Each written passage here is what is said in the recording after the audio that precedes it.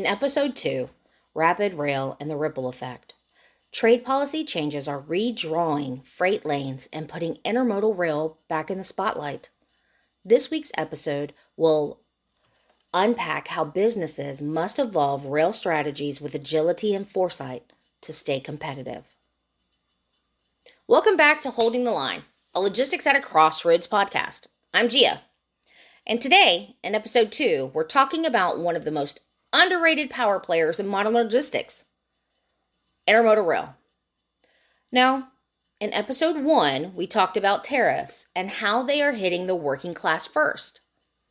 But there's another effect that tariffs are having, and it's reshaping the way freight moves across this country. Here's the truth.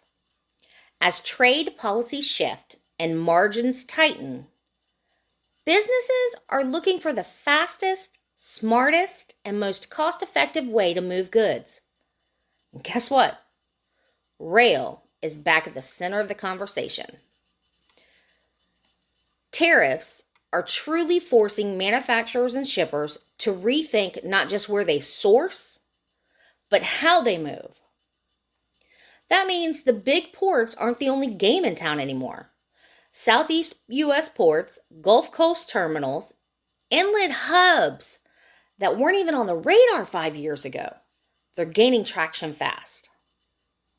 But here's the challenge. Rail networks weren't built for this version of the game, not at this speed. So now what? It's agility. Rail and intermodal networks must move like tech startups. They got to be fast, flexible, and forward-thinking. That means they've got to expand capacity in high-growth corridors, use AI, and forecasting tools. They have to stay ahead of demand shifts. They also have to boost real-time visibility so people can make actual decisions and not just have reactions. Because here's what I know. After 30 years in this industry, if we're sitting around waiting until that ripple effect hits our terminals, it's already too late. This is the moment for operators, rail companies, and logistic managers to stop thinking of rail as a support system and start treating it like a strategic weapon against rising costs, operational chaos. So, I'll ask what I asked in my original post. Or we'll go back. How is your organization responding to shifting trade routes and rail demand? Is your strategy evolving or just adjusting? Let's talk about it. Let's challenge the mindset that rail is slow or stuck in the past.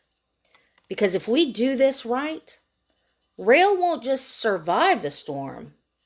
It'll lead us through it. Thanks for listening to Episode 2. Up next, we're diving into burnout, silence, and the invisible mental weight that a lot of us carry in logistics. Episode 3 is one you won't want to miss. Until then, keep pushing forward, keep asking better questions, and as always, keep holding the line.